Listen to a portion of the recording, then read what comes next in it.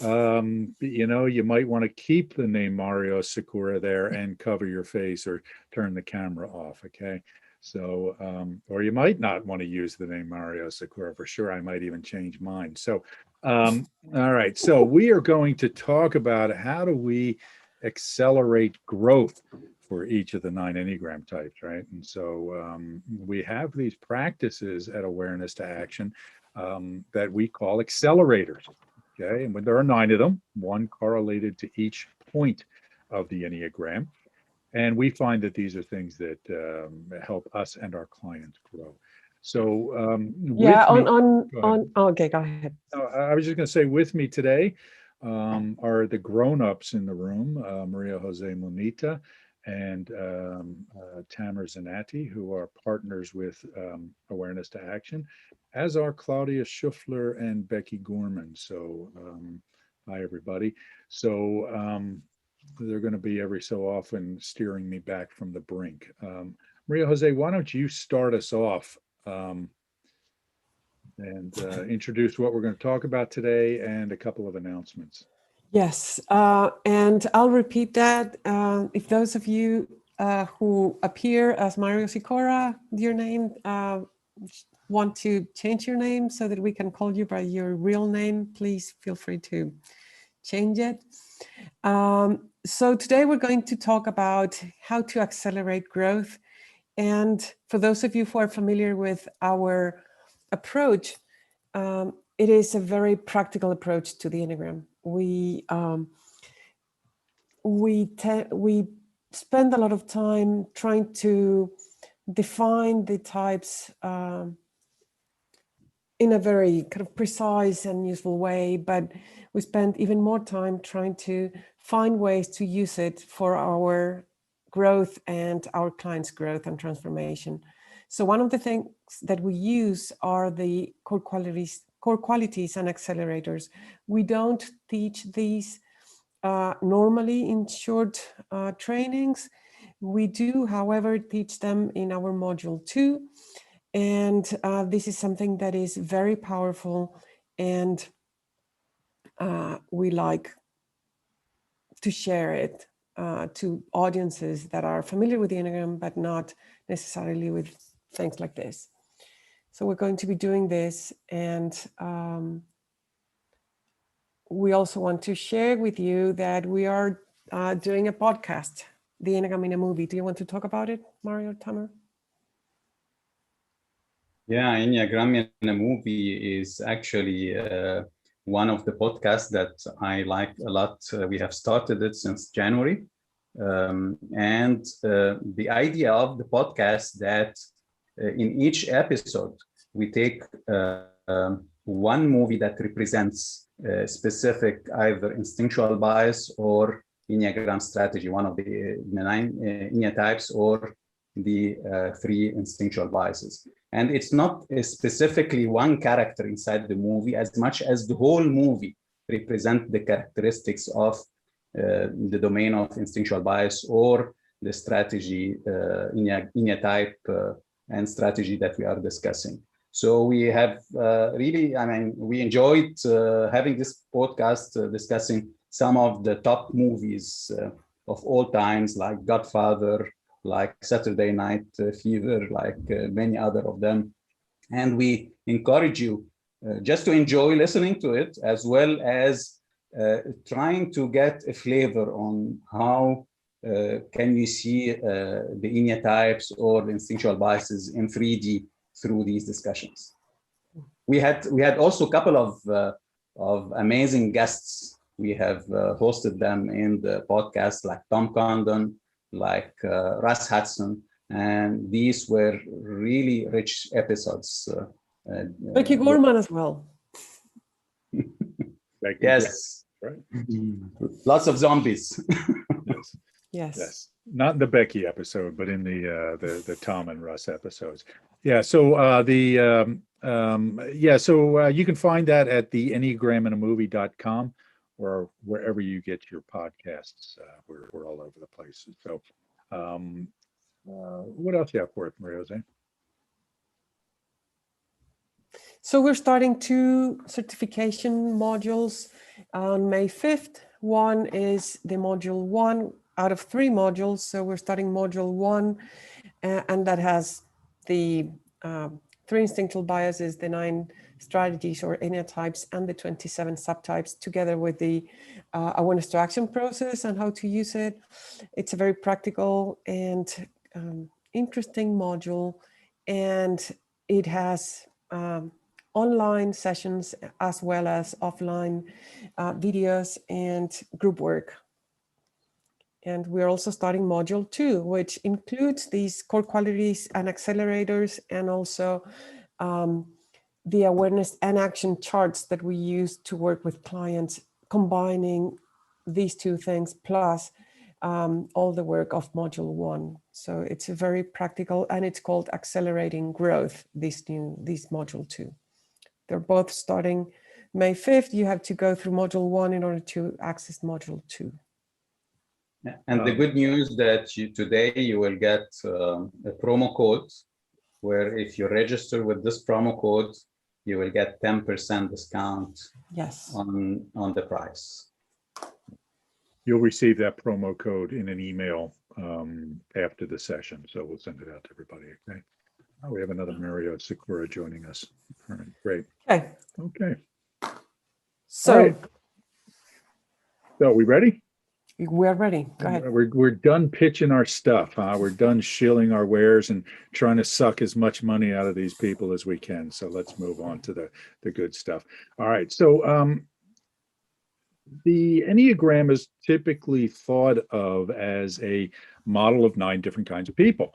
And, you know, we all pay lip service to having all of the types in us somewhere, right? You know, we always say that, but we really don't know what that means, right? So what does it mean to have these different types in you? What are we really talking about here? And Riose, why don't you put the slides back up? I'm sorry. Yeah. Okay. Yeah. So the Enneagram is a model of 9 different kinds of people, but it is also a model of 9 aspects of who we are. Now, when we talk about the 9 strategies, the 9 different approaches, we don't really think that everybody uses all the strategies or that we have all strategies in us. So when we're talking about kind of the first layer of the Enneagram, we typically not to focus on having all of these strategies in us, right? But we talk about a deeper layer of the Enneagram, and we're going to look at that in a moment, but it's this layer we call the core qualities, okay? And the core qualities is where it really does get to being a model of 9 elements of each of us, right? So when we talk about these core qualities, we're talking about things that we all can relate to, right? And so this is where the Enneagram really becomes a model, you know, kind of an intra-personal model, meaning it describes dynamics in each one of us. The problem is that early in life, these core qualities become stunted, right? They get kind of stuffed down through the socialization process, okay? And we have to find ways to help them continue to grow, okay? And the accelerators is one of the ways that we do that, okay? So we're going to be talking about that. We're going to today describe the core qualities kind of at a high level. I give a brief description of them. We're going to talk a little bit about how they become stunted, but then we're going to turn our attention to these 9 accelerators, what they are, why they're associated with each Enneagram type, and how we can incorporate those, not just to kind of further our spiritual growth and development, but also our ability to function in the world. Okay. Riose, Tamara, anything you would add to that? No, I think we will be seeing the other things as we go.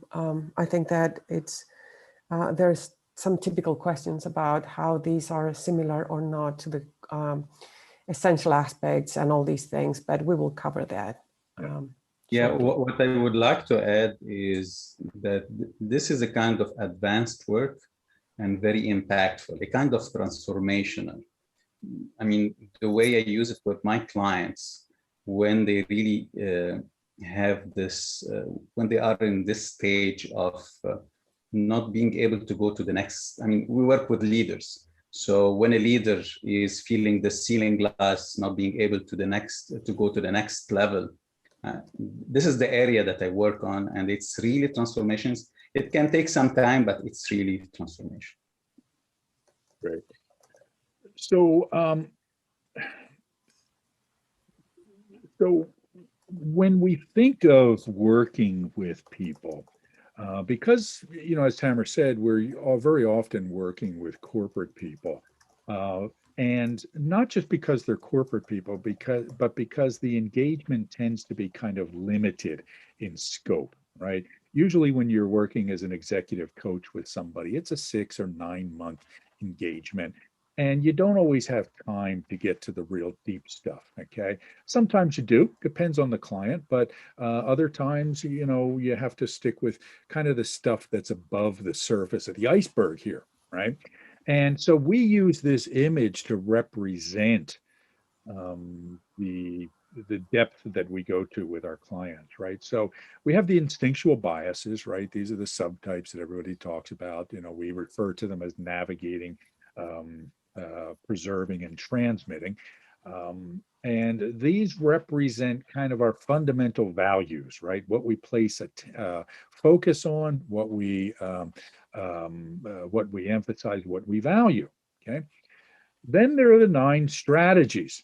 Okay. And the strategies, these are the Ennea types that everybody talks about. We don't really like to think of fixed types. We think of them as adaptive strategies, approaches to the world that help us satisfy our values, right? So you take these 2 elements, the 3 instinctual biases and the 9 strategies, and then you get to these 27 variations, okay, or what we call subtypes, right? Now that's kind of the first layer of the Enneagram, right? Or the first 2 layers of the Enneagram. These core qualities that I was just talking about a few minutes ago are something deeper, right? They're under the waterline of the psyche, so to speak. Okay. Sometimes we talk about them with our clients, other times we don't. Okay. Sometimes we don't because, they're just not ready to go there, or it's not relevant to the engagement. But if they're open to it, we will bring these up. Now, the accelerators are something that kind of bridges the gap between what's above the waterline and what's below the waterline. And they're actually fairly simple practices, right, that we all benefit from developing, but it helps to work with them first, starting with the one related to our Enneagram point, and then the 2 at the Enneagram points related to our Enneagram point. So, for example, I, as an 8, want to work at with the accelerator at point 8 and the accelerators at point 2 and 5. They reinforce each other, support each other, amplify each other in a sense, in a nice way. Okay. Go ahead. I was thinking about this as almost like a secret weapon, that you don't use it all the time, but at some point in the coaching engagement, you can tell that this is what the client wants or needs, really. Needs, yeah. And then you use it. It's not like with the types, and it's more obvious with in the surface, but at some point there's a moment when this is required and this is what's useful. Yeah. Now, as you're going to see, I don't know, I think they're deceptively simple, even though they're not particularly easy. And some of them might even feel counterintuitive, as you'll see when we get to them. Okay. But again, the main reason we work with the accelerators is to kind of soften the ground for the development and maturation of the core qualities. Okay. So let's go to the next slide, Maria Jose. Okay. Superficial. Yeah. So everybody has immediately fallen asleep when we put this slide up. So don't worry, we're not going to go through all 67 boxes on this, okay? So we just want to talk about where this idea came from, because a lot of times when we talk about the core qualities, people ask us, well, what does that have to do with the holy idea, or what does that have to do with the essential aspects that Sandra Maitre talks about? So we just like to kind of, point that out here. The core qualities were primarily influenced by the essential aspects that Sandra Maitre talks about in her book, The Spiritual Dimension of the Enneagram, right? So I was reading that book years ago when it first came out, and I was intrigued by the idea, but there were some metaphysical assumptions about the essential aspects that troubled me, okay? And some of the names, for example, like merging gold, okay? Not real corporate friendly language, on that. So we started thinking, okay, what's a better term for this? Right? Not very intuitive either. Right. Yeah, I mean, the pearl, for example. Okay, that could mean a lot of things, right? And when I read what Maitre says about it, it makes a lot of sense, right? And I'm not going to get into the metaphysical assumptions, that I object to, but it simply has to do with Neoplatonic essentialism and, some of these other things. Didier can explain that to you sometime. So email Didier for a lecture on the pitfalls of Neoplatonism, right, Didier? All right. Okay. All right. So the core qualities are similar. The way we see them, okay, is that these are qualities that exist in all of us in an immature form when we are born, okay? Anybody who has ever met a newborn child, let alone anyone who is a parent, will tell you that children don't come into the world as a blank slate. If you have more than one child, you recognize child A is different from child B. Okay. Same parents, same, fundamentals, but they're different, right? So they come into the world not as, psycho-spiritual lumps of clay, but, with their own characteristics, their own temperament. And these qualities are there. Okay. But they're immature, just like everything else about a baby. Okay. A baby boy is not a man. A baby girl is not a woman. All right. Depending on how we define those terms. Okay. But there is a maturation that occurs physically, psychologically, and one would argue spiritually from the infant to the adult. And these core qualities operate the same way. My philosophical objection is that a lot of people who teach ideas like this talk about these ideas being fully formed, right? We just have to get back to our essence, okay? No, because the thing we would be going back to is very immature, and we don't want to go back to that. The analogy we like to use is that of an acorn and an oak tree. Okay. Everything that needs to be in the oak tree is in the acorn, but it cannot grow and mature without the appropriate nutrients, sunlight, water, etc. Okay. The same thing happens with the core qualities. They're there in immature form, but they need nurturing. Okay. Part of the way we nurture them is through the application of the accelerators.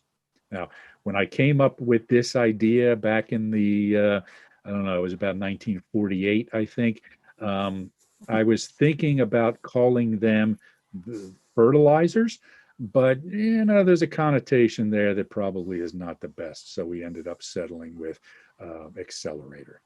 All right. Maria, is there anything you'd add before we move on to the next slide?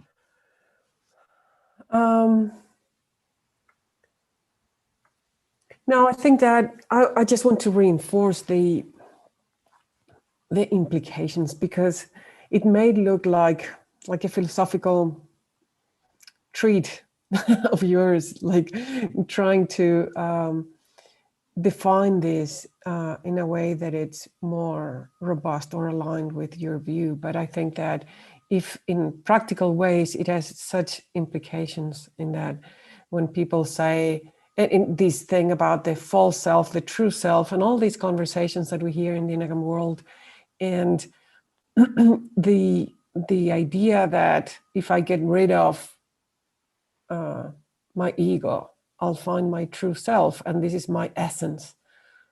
Well, it doesn't really work like that. There's a lot of work that needs to get done in order for us to manifest these essential aspects or the core qualities that we're talking about. Let's go to the next slide here. So, so in the awareness to action approach, we have 3 Enneagrams that we use, right? Those of you who know the history of the Enneagram know that Oscar Ichazo had 108 Enneagrams, or what he called Enneagons, that he developed. Only, a few of them were related to personality. I'm not that ambitious or that smart, so I keep my limit to about 3 or 4 here, right? And so those are the Enneagram of the strategies, which is again kind of the first layer of talking about type. The core qualities, which we're talking about now, and the 9 accelerators, which we will talk about shortly. Okay.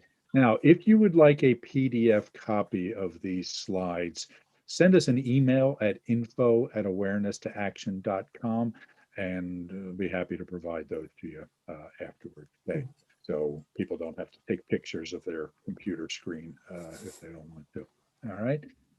Okay, so let's go to the next slide. Oh, and of course, if you have any questions, feel free to put them in the chat. I can't see everybody on my screen because we have hundreds and hundreds of people with us here today. So, if you're waving your hand, I probably won't see us. Just put something in the chat for us, okay?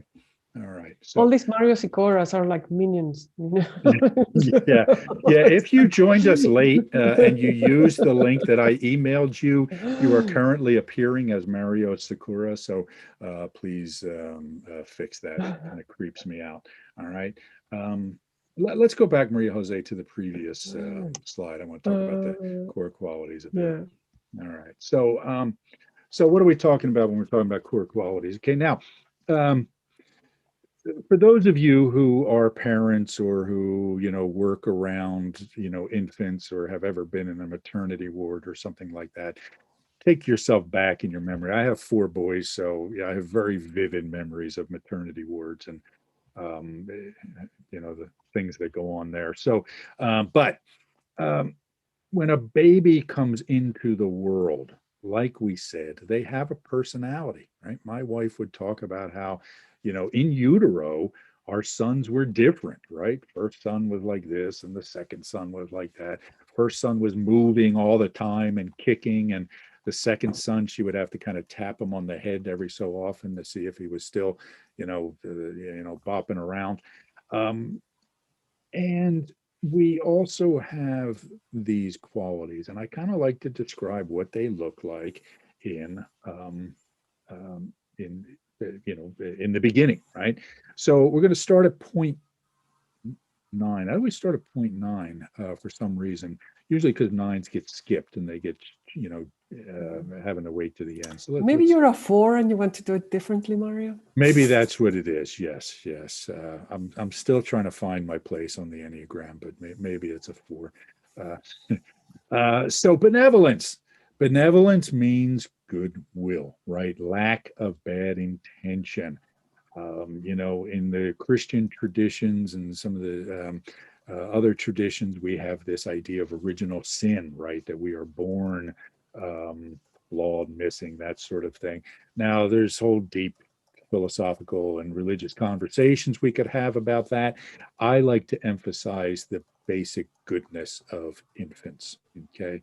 I've met lots of kids, and some of them are really rotten little things that, I don't want any, to spend any time with. But as far as I can tell, most of them start out okay, right?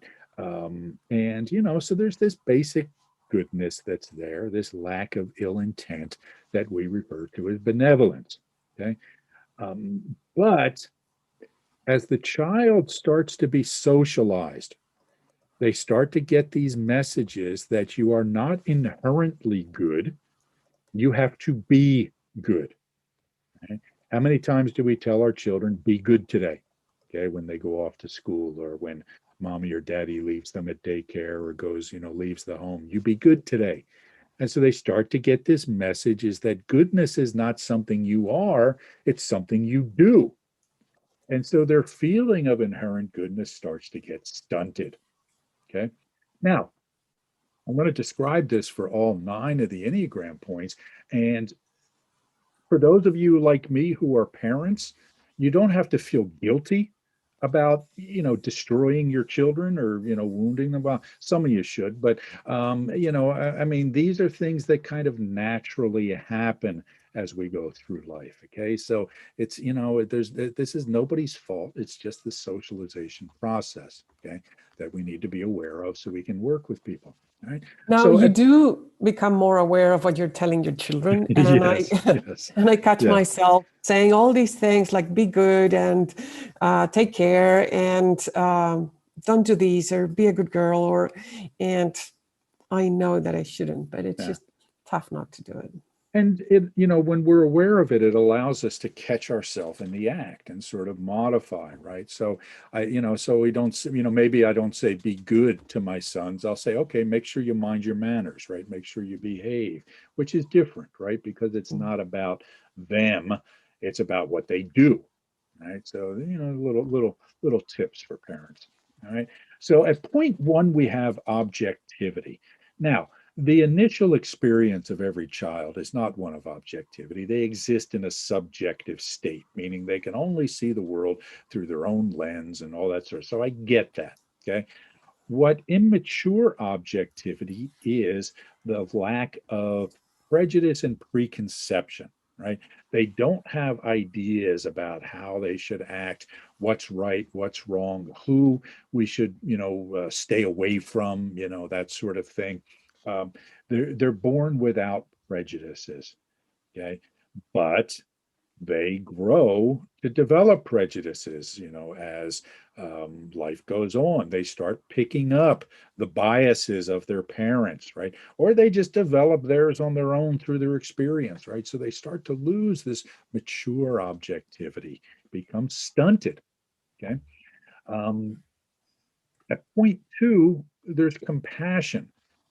Compassion is, the ability to experience what another is experiencing, right? Be in a state of compassion, right? I feel what you feel. Now, if you've ever been in a maternity ward, you know that once one infant starts to cry, feel distress, they all start to cry. They pick up on each other's distress. That's that natural compassion. We can feel what other people feel. But in time, it becomes really painful and difficult to feel what other people feel, right? When we see people suffer and we think there's only so much we can do about it, we start to shut down our own compassion, right? We start to not look at what's going on over there, right? Because I don't want to see it. I remember being with my 3rd son, and we were walking in Center City, Philadelphia. He was about 5 or 6 years old. And, we would see the occasional homeless person. And he would say, Dad, when I see homeless people, I feel really bad. And I want to give them my stuff. But I also like my stuff, right? So he felt this conflict, right? I want to do, but I need to think about me as well. And we all kind of feel that to some extent. And so what do? We shut down our compassion, right? We stunt it. So I don't feel the pain of others. At point 3, it's value. walk into a room with a baby and it's like Moses separating the Red Sea, right? It's, you know, the crowd parts, everybody gathers round. Ooh, look at the beautiful baby, all these things. And it's treated like a treasure. And this is a wonderful thing because they are a treasure. But when you think about what they do, right? Yeah, you know, they're kind of a pain in the neck, right? They poop and they pee and they cry at night and they always want to eat at the wrong times and all of these things. So, you know, even though we treasure them, they're really not adding that much value in a very practical sense. Okay. So they start, you know, so but we treasure them anyway, right? Because of this inherent value that every human being has. But what message do we start to get? We start to get this message that, you know what, you have to perform in order to be valued. You have to get good grades. You have to be good at sports. You have to be attractive. You have to, you know, get a good career, do your homework, clean your room, do. And your value is associated with what you do. Okay. We lose this feeling of inherent worth. Now, I'm hoping by this point you can start to see the connection to the Enneagram types here. And even though we all experience all of these, the wounding of the core quality of our Enneagram point is kind of the fundamental issue we all have. So for threes, it's loss of contact with value, right? It's loss of the maturation or lack of the maturation of value, and the, you know, the interpretation of value is kind of primitive and immature, right? So what do? They start looking for ways to overcompensate. Okay, threes practice being outstanding instead of feeling valuable, but it's about doing instead of being. All right. Point four, every child is an individual, right? The first thing that happens with a newborn is they clean it off, they take it over to a table, and they do a footprint, right? They put the LoJack, you know, kind of electronic tracer around the ankle of the child, you know, so they don't get mixed up. You know, there's the identifier there, but then they take a footprint of the child. Why? So that they can identify the child, right? Because they know that every child has a distinct footprint. Okay. I'll just share with you very briefly my most vivid memory of one of my most vivid memories of my first son being born is after they did all these things, there were two nurses standing there. I'm standing about 3 or 4 feet behind them. And one nurse turns to the other and says, you know, the baby looks just like the father, but in a good way. Right.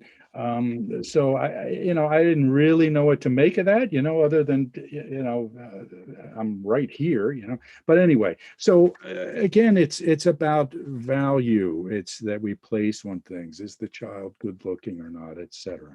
Okay. It's a true story. Anyway, I was talking about individuality, wasn't I? Right. So here's what happens to the child.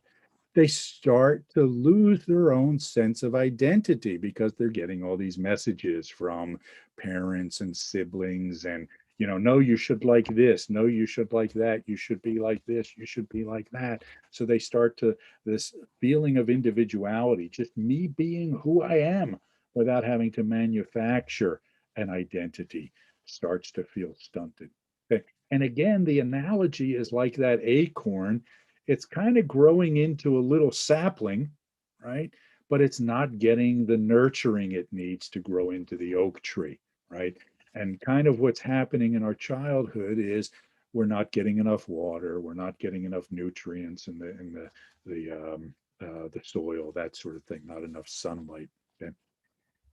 At point five, the core quality is intuition, kind of knowing what to do, right? Babies can't figure things out. They're not that smart, right? They don't know, you know, how to do, you know, even simple math or anything like that. They just respond to the world based on intuition, right? What does my gut tell me? Okay, for lack of a better word. All right. But of course, they start to get messages. You can't trust yourself. You have to know things. You have to understand the world's a complicated place. You can't just trust your gut because you'll do stupid things. And that's not bad advice from a parent, right? Kids do really stupid things. I've got 4 boys. They're morons, right? I mean, they just do things that are really dumb. So, we need somebody to tell us, I know that feels okay, but you might want to rethink it. Okay. The problem is the child gets this message not to trust yourself, okay, not to act in the way that feels appropriate. At point 6 is confidence. Okay? Um, a baby doesn't know that the world is a scary place yet. Yeah, of course, babies are going to have anxiety, that sort of thing, and some are more anxious than others, just by their wiring, but they haven't learned about all the dangers out there, right? And the parents and the holding environment teach them about those dangers, right? No, no, no, whoa, whoa, whoa, whoa, don't go there. Don't do that. Don't do this. Don't run with scissors. Don't play with matches. All these things. Again, not bad advice, okay? But the child starts to develop this anxiety, right? This feeling of, hey, the world's a dangerous place and I need to be alert for dangers that can occur. Um, point 7, joy, right? If you watch babies, there'll be times when they just start to smile and laugh and feel good.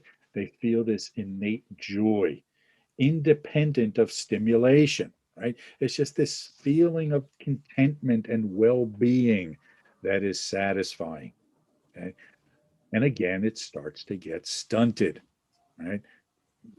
Calm down, right? Are you Why are you you say something? laughing? Why do you laugh so much? Yeah, why do you laugh so much, right? Yeah, yeah, quit being silly, okay? Settle down, right? All these sort of messages that the child gets. Okay? And then finally, at point 8, we have vitality. Okay? Vitality is just this natural energy, right? This desire to do stuff, this desire to engage with the world, this desire to put myself out there, to break things, just to figure out what happens when I do it, right? I mean, when I push against this, what happens? When I run real fast, what happens? All these sort of things, right? It's this energy in the child that just needs to come out. Okay? Now, what does the parent do? Say, just settle down, go to your room, right? When you go to school, you have to sit there in the chair and pay attention all day, right? So we get all these messages that say, calm down, right? Don't be so energetic. I remember once with my 4 sons, they were running around, playing football in the living room and things like that. And I just lost it, right? I just said, stop it. All of you go to your rooms and play video games, right? Because I just wanted them away. All right. Now, I know that does not qualify me as parent of the year. I should have gone and told them to read, Homer or something, but I'm only human. Okay. So video games is good. The point here is, however, we get these messages that say, you're too much. Just stop. Okay. And so even 8s start to feel a little bit dead inside, right? There's this part of them that kind of stifles themselves, presses the energy down, and loses contact with it. Okay? So there's this um, stunting of vitality that occurs. Right?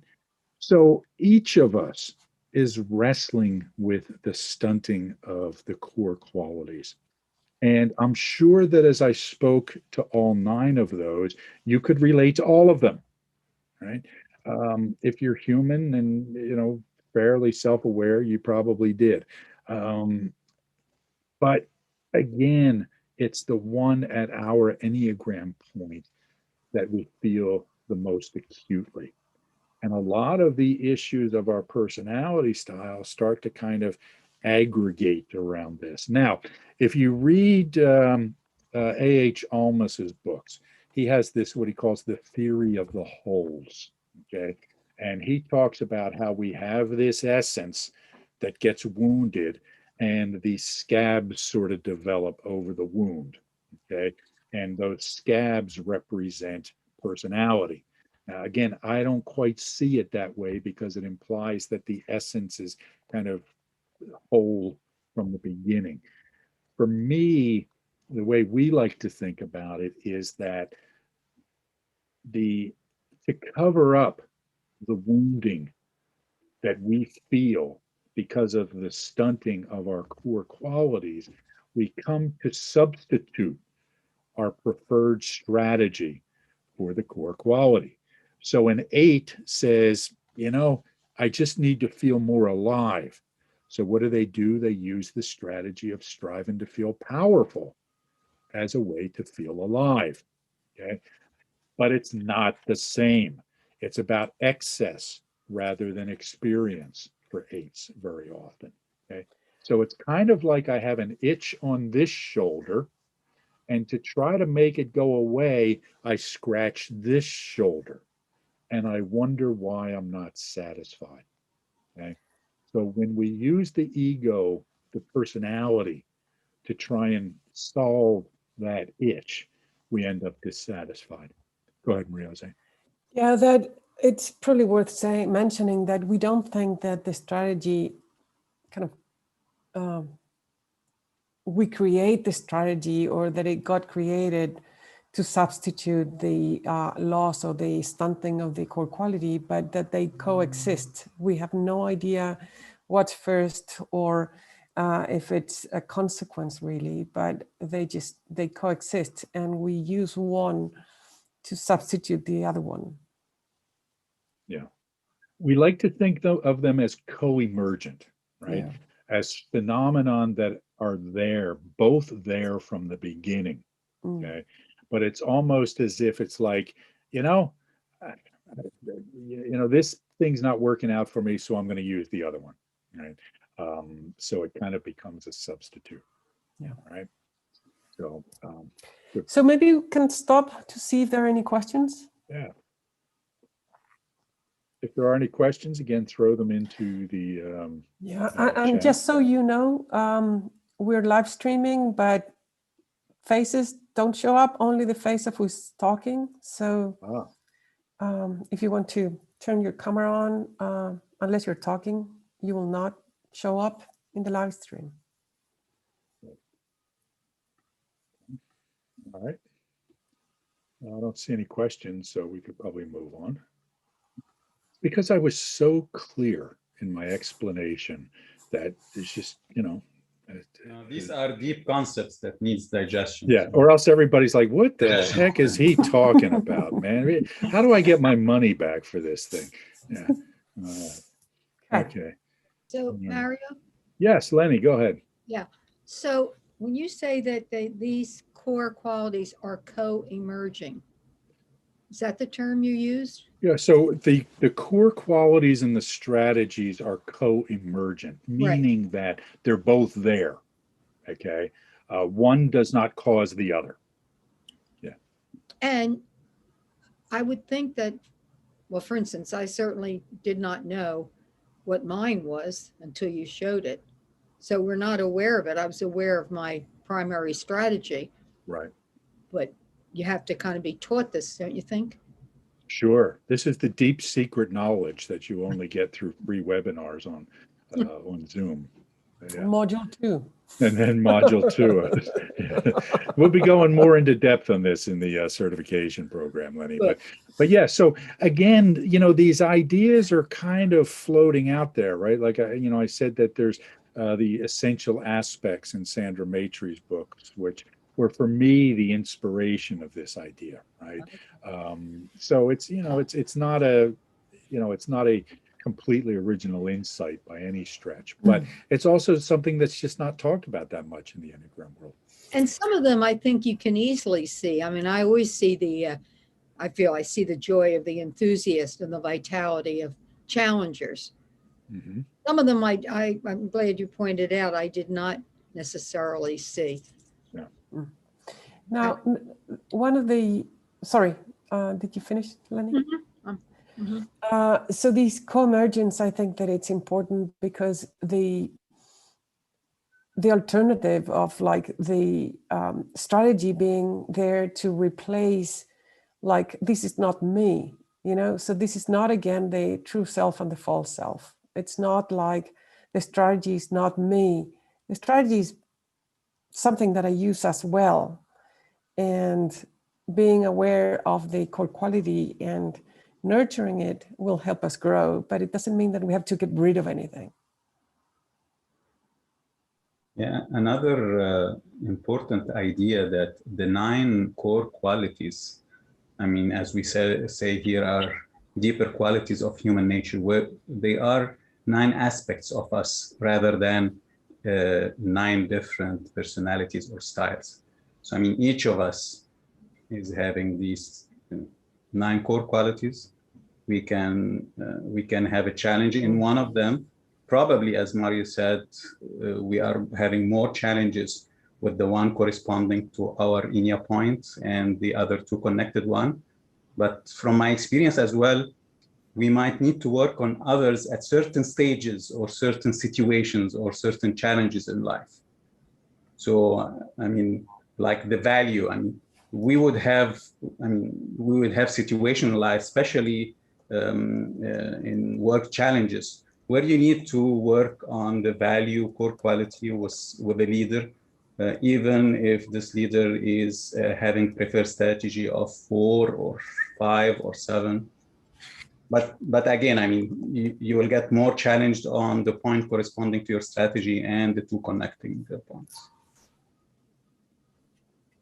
Yeah, so Meta asked about balance here.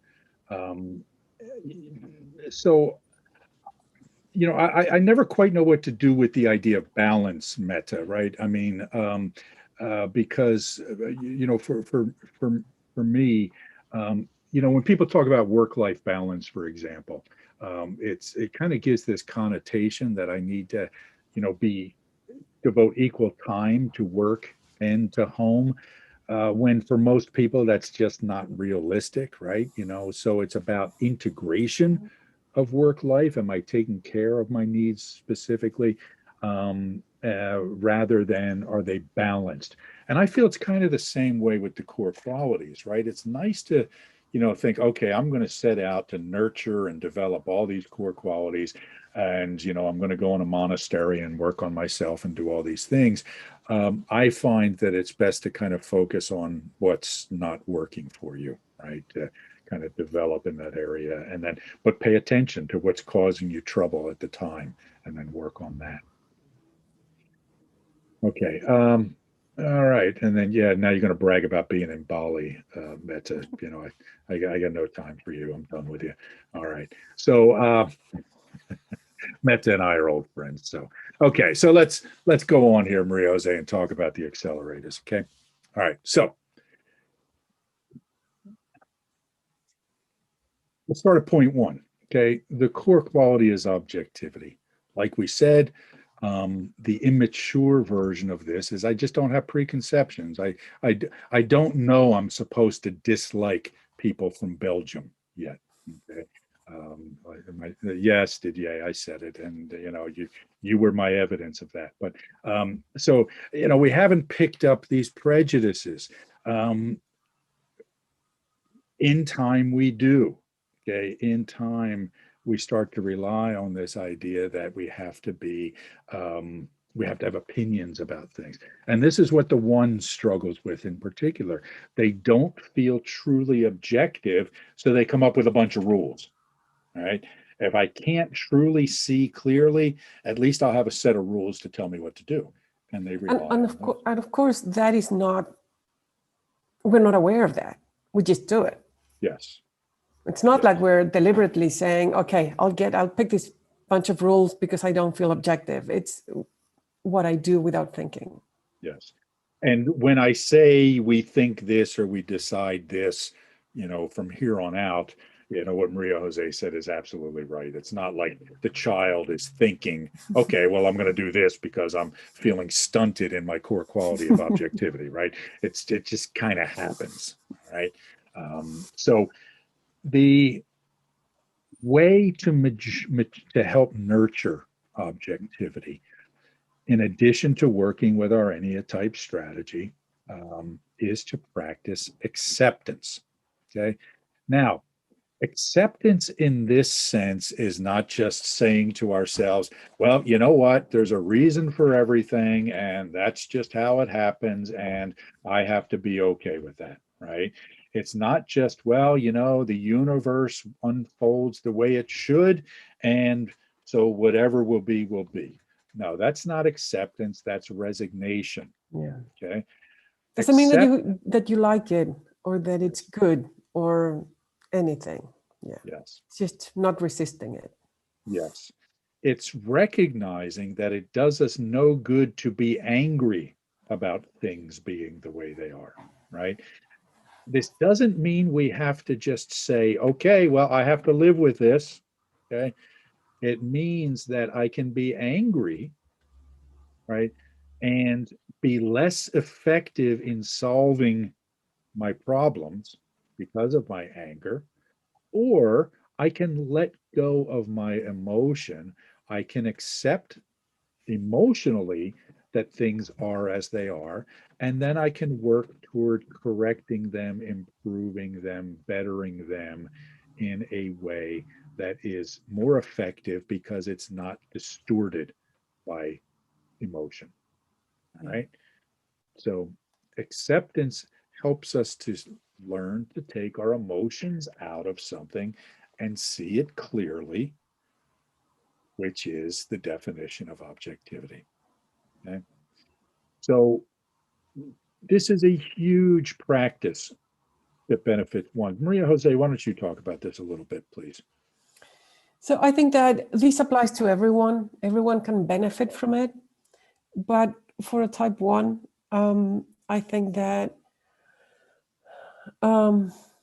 there's so much energy wasted in resisting how things are. It shouldn't be like this shouldn't be done like that, and I shouldn't think that, or that person shouldn't.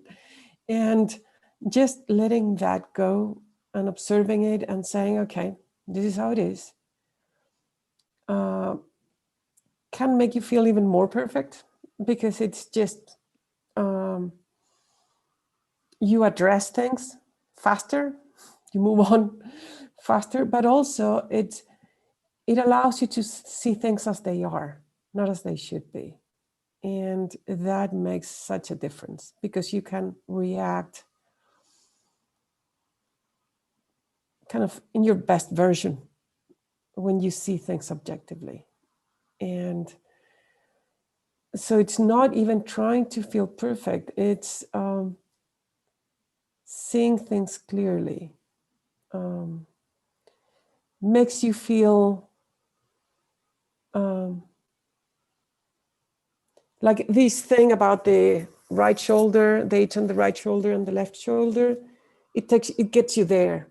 It's not like, okay, this is what I did is perfect. No. I'm seeing things clearly, and that feels okay, and it's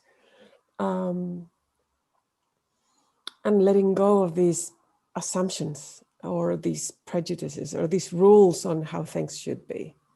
And you see them as they are, it's just the best thing. Yeah. And this is the recognition and management of subjectivity. So it doesn't mean that you let go and forget about your prejudices. It's I see them, but I can see through them and beyond them. Yeah. And I think that's the mature kind of objectivity. Yeah.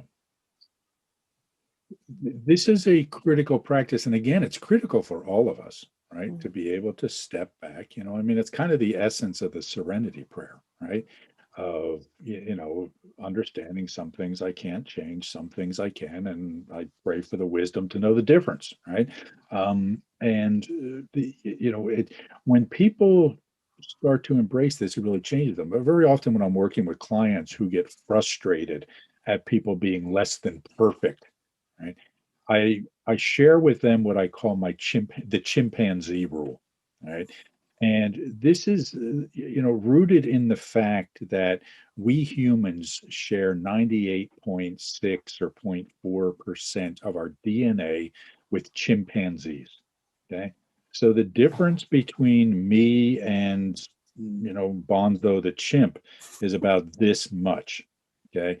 That's a real old reference there, but it's about this much.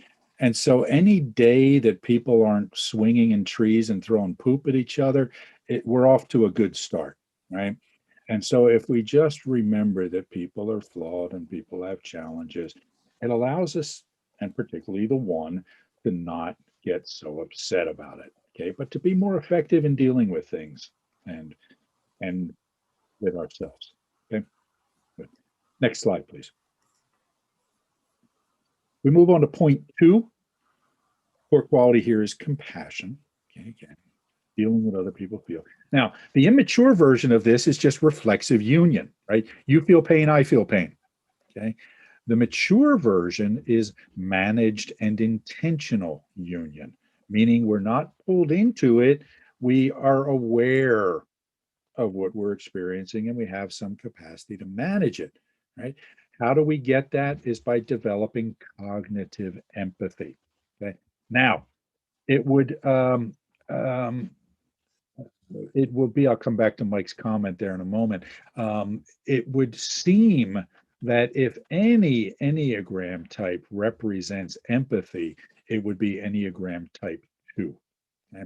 But there is a difference between emotional empathy, which is just a reactive empathy, and cognitive empathy, which is a conscious, thoughtful, and deliberate empathy.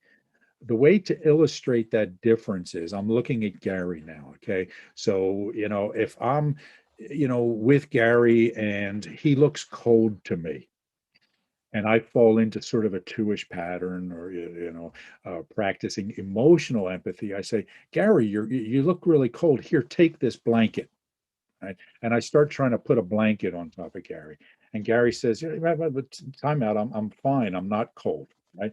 I said, no, Gary, I can feel how cold you are, Gary. Here, really put this blanket on, right? And drink this hot tea. Right? And he's like, no, stop. And so Gary gets up and says, this guy's crazy. I'm out of here. Okay. So that's emotional empathy, right? Where I am just responding to some intuition I have. Cognitive empathy is recognizing what I am experiencing when it comes to Gary and saying, Gary, you look cold to me. Would you like a blanket? Right? And he might say, no, I'm fine. But, I'm looking at him and his teeth are chattering and his lips are turning a little bit blue. And I can tell he's lost feeling in his fingertips. And I say, Gary, are you sure? Really, I've got this blanket here. And if he says to me, no, I'm fine, then I ease back and I, treat him the way he wants to be treated instead of imposing. The problem that 2s have is that they fall into this pattern of emotional empathy rather than cognitive empathy. And they misjudge, right? They go around throwing blankets on top of people who don't want a blanket. Okay? And what does this do? It causes separation. They lose connection, the one thing that they really want in life. Okay? So cognitive empathy is learning to evaluate our empathic intuitions and confirm them or disconfirm them.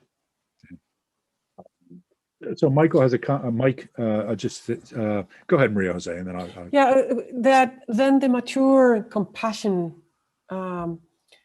is not. It's more intentional. It's managed, and maybe that person needs something of me, that it's not just me feeling sorry or crying with you, but maybe holding you in a kind of strong way because that's what you need, not what I think you need. And so I don't lose myself in the other, but I am there for you as you need me.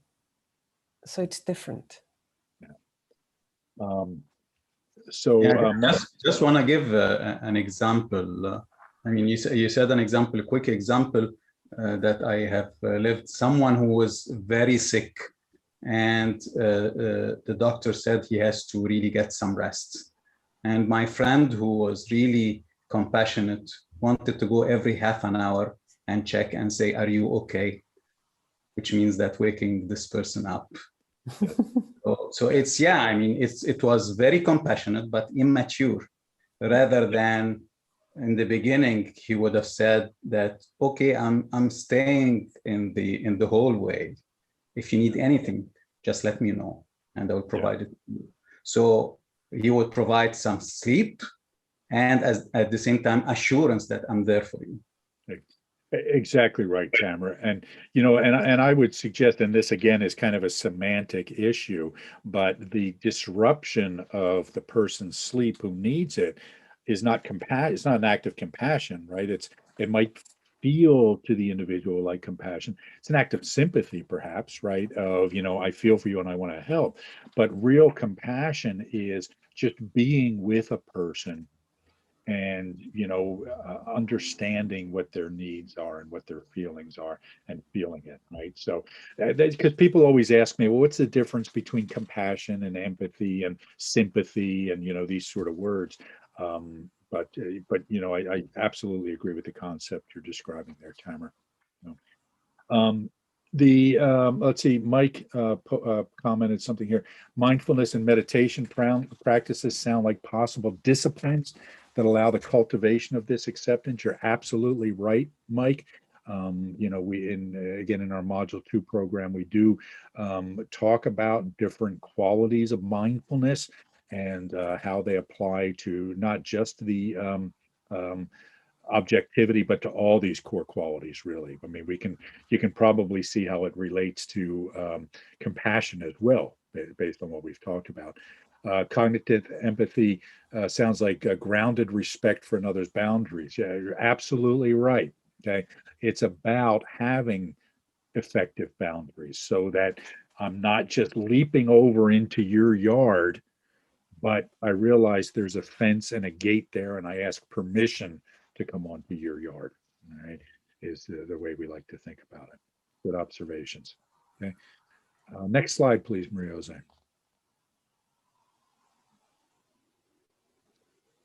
Value is the core quality of point 3. Value independent of accomplishment, right? Worth independent of accomplishment. The immature version of this is self-centered importance, right? You know, there was a big self-esteem movement in the United States in the 80s and 90s where, you know, every child gets a trophy, you know, whether they, you know, win the game or not, all these sort of things. And there was a real backlash to that. Okay.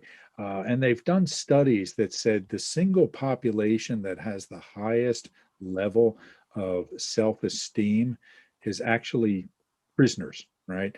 You know, and, you know, so this kind of self-centered importance can lead us to thinking the rules don't apply to us, right? That's why, you know, this true self that people talk about, if you think of it from the, you know, the D.W. Winnicott perspective, you know, the true self is not really that nice a person, you know, because it's all about me and I deserve something special and I am special. The mature version of it is what we call self-possessed achievement, meaning I achieve without believing that my value and worth are tied to the achievement. I strive to accomplish, but I also understand that I have value whether I meet my goals or not, whether I achieve great things or not, etc. I was just talking to a client of mine who's an Enneagram type 3 this morning, and he was talking about how his wife keeps asking him, why is it never enough? You've accomplished this and you've accomplished this and you've accomplished this. And the reason is because he's out of contact with true value. And instead, he is relying on achievement in order to try and recapture this feeling of being valuable. But it's never enough. He's scratching the wrong shoulder, right? So Mario, and it's also dependent on external recognition, whereas the mature version is internal. You don't need the external recognition for it. And the external recognition can change. So, I mean, Yeah. each one would see achievement in a different way. So whom would be the standard in this case? Yes, yes. Excellent points. And so the practice, the accelerator here is purpose, right? Defining our purpose, sitting back, spending a little bit of time asking ourselves, okay, what really matters to me? Right? What is it I want to achieve? Go ahead, Tamara. Yeah, and I think we're not trying to say that you don't need to act. Yeah. What we're trying to say, act when the action is needed. Don't act to create value for yourself, because the value is intrinsic. Yeah. Yeah. And you know, and again, it's, you know, where would the world be without dysfunctional threes, right? I mean, we'd still be, you know, living in, you know, huts and that sort of thing, right? You know, so, you know, there's something important about wanting to accomplish things, but we also, like Tamara's saying, have to keep it in perspective and recognize that we are not what we do. Okay, we are just us. Okay, and that's enough, even though we can go and accomplish more. All right. Yeah, and when we work with clients and work with them on writing like a purpose statement, they panic. It is scary, and they don't know where to start because they usually see it as external, what kind of drives them, and they don't stop usually to think about what's important to me. What is it that I want to accomplish in my life? It can feel daunting, right? It can feel when you say to somebody, okay, we're going to work on a purpose statement. You know, they start to say, oh my goodness, man, you know, I got to go on a mountaintop somewhere and think and meditate and pray and, you know, and wait for, you know, the clouds to part and my purpose to be revealed to me. No, it's a work in progress, right? It's, you know, this is what matters to me now. And I always tell them, look, we're not getting a tattoo. We're writing this in pencil, right? And you can erase it, you can modify it, or, you know, for kids these days, we say, you know, you're putting it in what is that one that disappears after a while? Snapchat, right? You know, not quite that superficial. For us, we can say we're writing it in Word. We're not making a PDF necessarily. Okay, it can grow and change and evolve, and it should over time. But if we don't have a defined sense of purpose, we're like a hamster in a wheel, trying to achieve, trying to achieve, trying to achieve, and never feeling like we get anywhere. All right. Next slide, please, Maria Jose.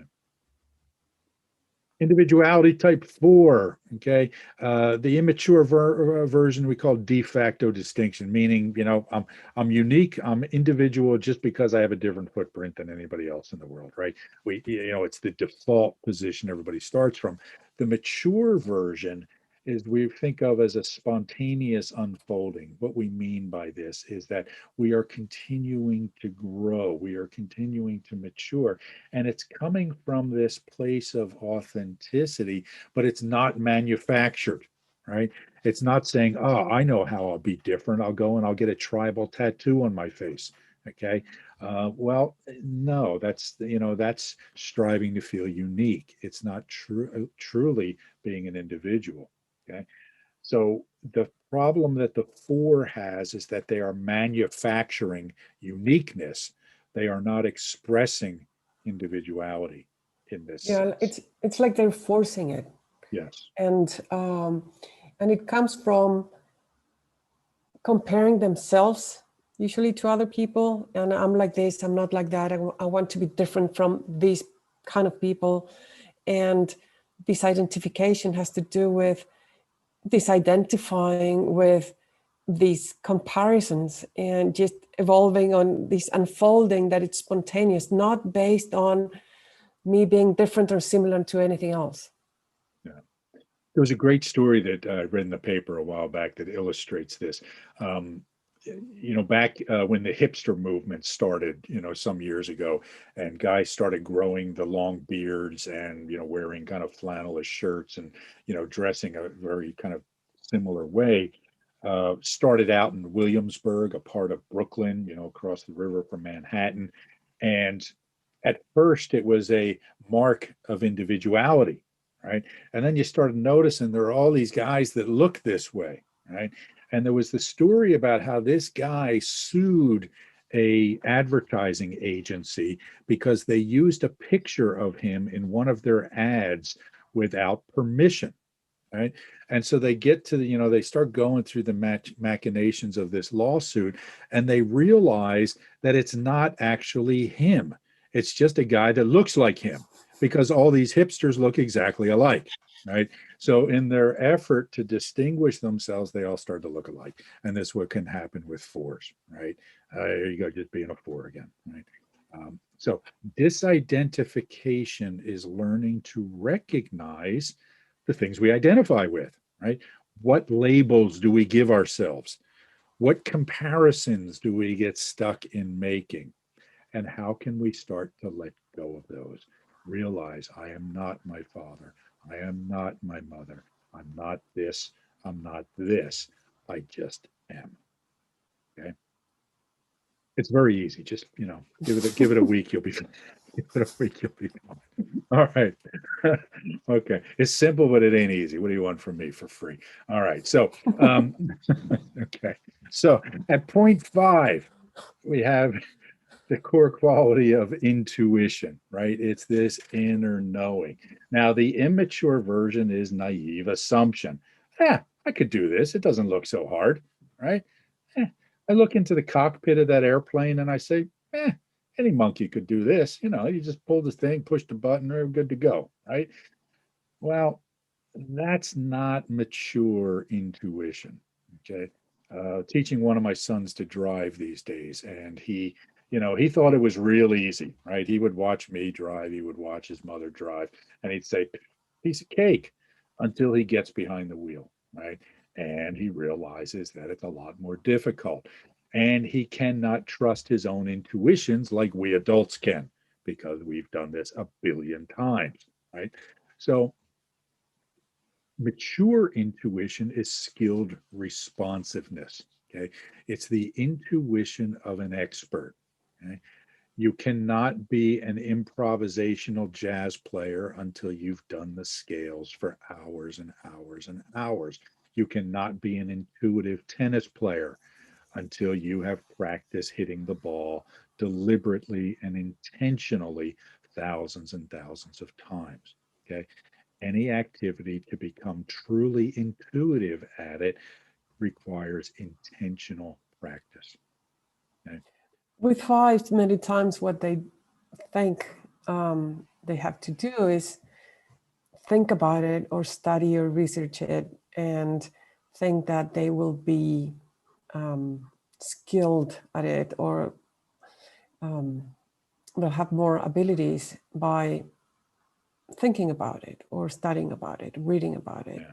Now, what they need to do is practice it. And that's why we have this as the accelerator. So in order to feel intuitive about the intuition that they need to address the things that they need to in their lives, they need to practice and not just think about it, not just study about it. I have a friend who can tell you everything there is to know about how to hit a golf ball. But every time he hits a golf ball, it goes off into the woods or, somewhere, because he doesn't golf. Right? He reads about golf. He watches YouTube videos about golf. That's not intuition. All right. So next slide, please, Maria Jose. We go on to point 6 and we talk about confidence. Okay, it's this feeling of I'll be okay. The immature version is I don't know enough to recognize the threat yet. Okay, but then we start to see all the threats. We start to see all of our failures. We start to see all of the things that could go wrong and will go wrong, and we start to lose confidence. So the 6 strives to be secure in order to try and recapture that feeling of confidence, but it doesn't work.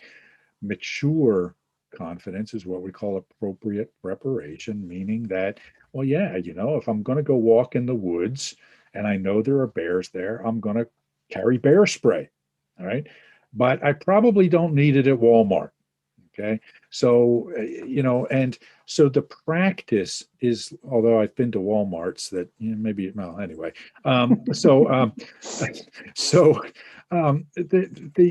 The accelerator here is learning to understand evidence, learning to collect and evaluate evidence so that we can properly assess risk. Right? The 6 needs to make a long list of all the things they've accomplished in their life, all the skills they have, all the capabilities they have, so they can remind themselves, you know what? I'm not so bad at this. I'll probably be okay. So evidence is the practice there. Okay. Next, please. Did we change these, Mario? We changed it. Yes, the slide is out of date. So we can fix that right away.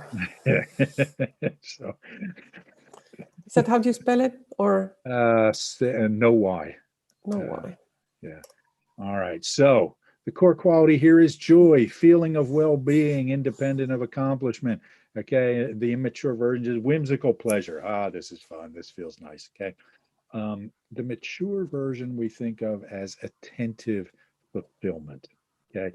And how do we get there? Through savoring something, being in the moment, of extending our experience just a little bit. Okay. And so this gets us back to this idea of, being present, mindfulness. Okay. Of saying, you know what? This tastes good. I'm not going to immediately start thinking about what else I could eat. If I'm smelling the roses over here, I'm not going to start immediately asking myself if the lilies smell better somewhere else. Okay. I'm going to learn to sit and savor a little bit. And what happens is for the 7, their mind sort of calms down, right? They start to relax and they start to experience real joy. Okay. Instead of striving to feel excited and seek stimulation. Point 8. Please. Yeah, there's these quality, and I think you said it, but it reminded me of the conversations we've been having about how this is kind of feels slower. It's like you have to slow down to savor. It's not fast. Yeah. And it's important to set appropriate expectations, particularly with 7s around this issue, right? It's, I like to tell a story of a friend of mine who decided he was going to start meditating. So he signed up for a week-long silent retreat as his first meditation experience, right? Instead of taking a class, a 1-hour introduction or watching a YouTube, this was before YouTube, but he says, I'm going all in, right? He didn't make it to lunch on the first day before he left, right? Because there's no way this is going to happen. Okay. So, we have to do a little bit at a time, If I can enjoy the roses for 10 seconds, try for 12, right? And then try for 13 and stretch it out a little bit each time. Okay.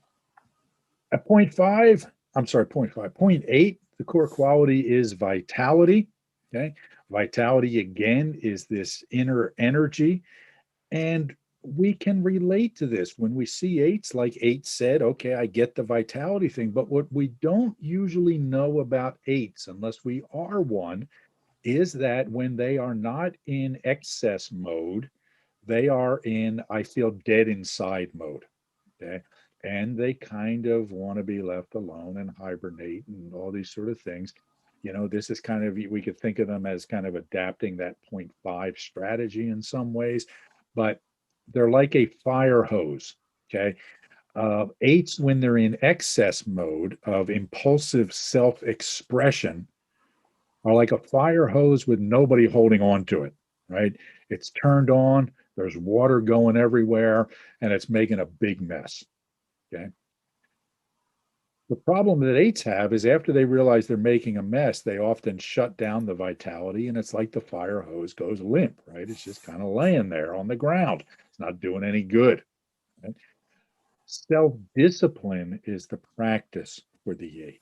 It's about finding some way to take to put myself in someone or something else's hands, at least for a little while. And this can be taking a class, right? Signing up for a martial arts class and taking instruction from the instructor. Okay? It can be, falling into, or adapting, any kind of self-discipline practice. It's important to point out here that we use self-discipline and not discipline. Yeah, never try to discipline an eight. Yeah, right. It's, they don't take it well. You won't So get far. You won't get far. I've been having people tell me for years, you know what, you need to start eating better, you fat pig. And, and I just say, screw you, I'm going to do what I want, right? Until I decided, you know what, I'm going to put myself on a better eating plan. And, it's working. But when other people tell me I have to do it, forget about it. Yeah, I don't, so it has to be something, but it has to be a plan, okay, that I hold myself and have other people hold me responsible to as well. Okay, so the mature version looks like the expressed a managed life force, okay, meaning that, somebody's holding on to the fire hose and pointing it in the right direction.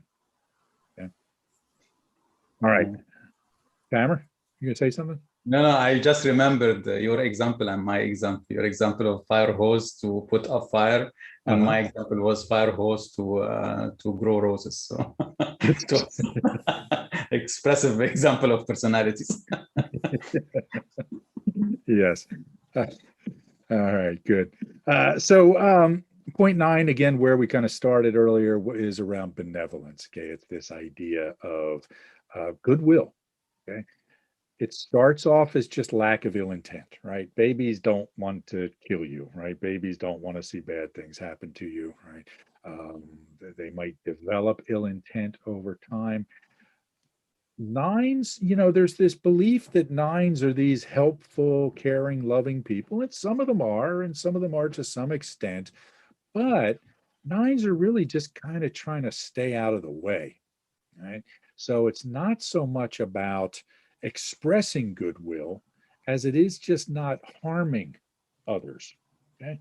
So the way they learn to express goodwill is by practicing generativity. Okay?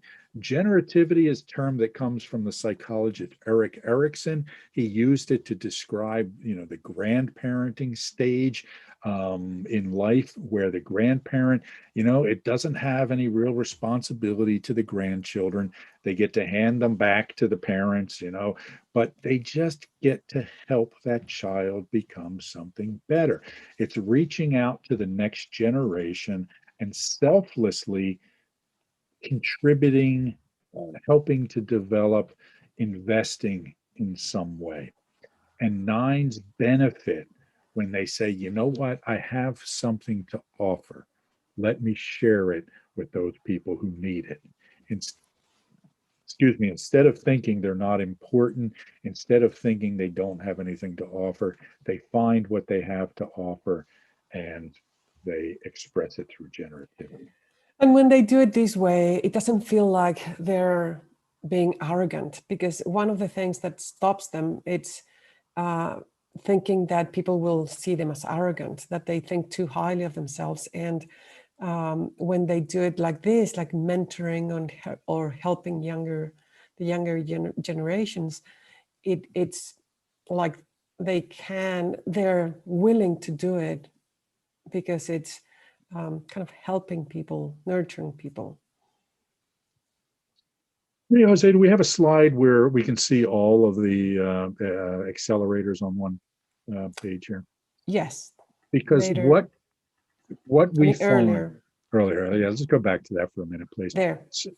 All right. So what we find is that people really benefit from working on the accelerator at their Enneagram point and the 2 connecting points. Okay.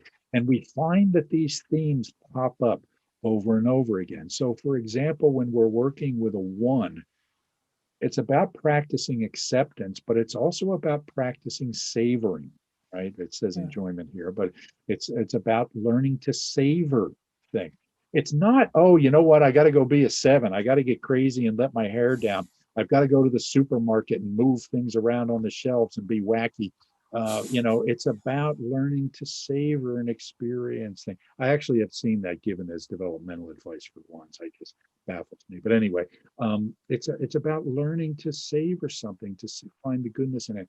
And but also, sorry, just the connection there. When you practice acceptance, it's easier to savor things as well. So they're all connected. You work on one, and it impacts the others. Yes. And learning to disidentify, right? Let go and recognize and let go of these identifications that we have. So all 3 of those things really work together for 7s. Okay? For 1s. I'm sorry, for 1s. Yes, thank you. Whenever it's in 9s, it's kind of easy because it's the same 3 issues, just put in different priority, right? And you just kind of have them work on those same 3 things, and you see this tremendous growth in them. Right? So even 3s need to gather evidence of their accomplishments so they have perspective about it.